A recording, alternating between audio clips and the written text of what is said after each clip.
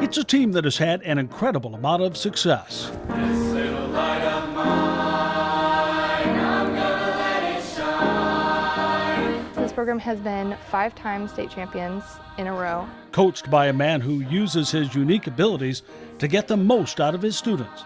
You see, Kevin Ferry has coached choral for many years, but he also coaches track and football and uses that same style on the playing field and in the classroom. Sometimes the coaching style he uses on the kids he would coach in football, he uses on us, but obviously in a more musical way. The motivation, the work ethic, the drive, determination, all of those things, especially in the field that I teach in, which is more co-curricular, I think you get a lot more out of students with that type of attitude and that type of discipline in the classroom.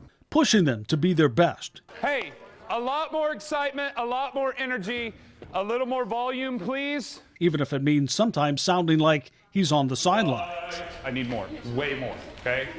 He brought it, you bring it. Debbie says, wow, that wasn't very good. It's just, and he can say it because he's comfortable, and we know that, like, he knows that we'll just work harder to make it better. Inspired himself to work harder, be better, by 2 teachers in high school. I had 2 very influential music teachers. Paula Helly was my choir director and Fred Herink was my band director.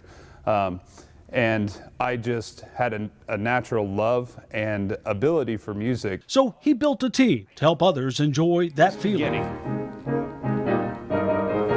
We have wonderful people that work for us and with us. Leo Raymer is a huge integral part. But make no mistake, he is the driving force with a competitive edge that has led his program to be the best in the state in their class. I know a lot of music teachers might disagree with me that it's not supposed to be competitive, but I think that's where you get the most out of your kids, when they know that a judge is putting pen to paper and letting them know how good they are, how well they've done, what they need to work on.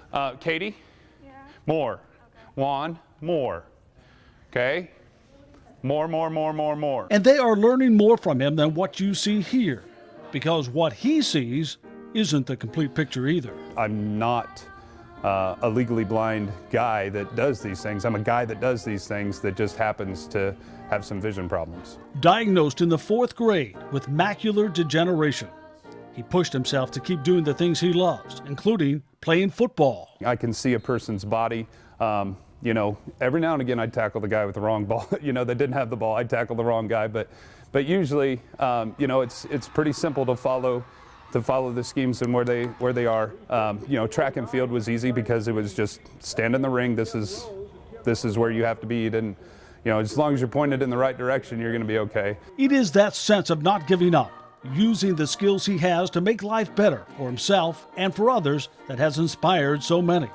He still perseveres through his disability, which isn't really a disability because he can operate without using his eyes. Reaching new highs, knowing no limits. I see it every day through him. He gets over his obstacles, and so it really inspires me to get over whatever I'm dealing with or whatever I'm going through to be a better musician and a better person. And although he has no idea when the rest of his vision may simply fade away, he lives for today. He lives for the music. He lives for these kids. Not to get too religious, but I feel that this is where God put me. God said, we're taking your eyes away so that you have the capability of hopefully inspiring kids, you know, making kids better, and this is what I love doing.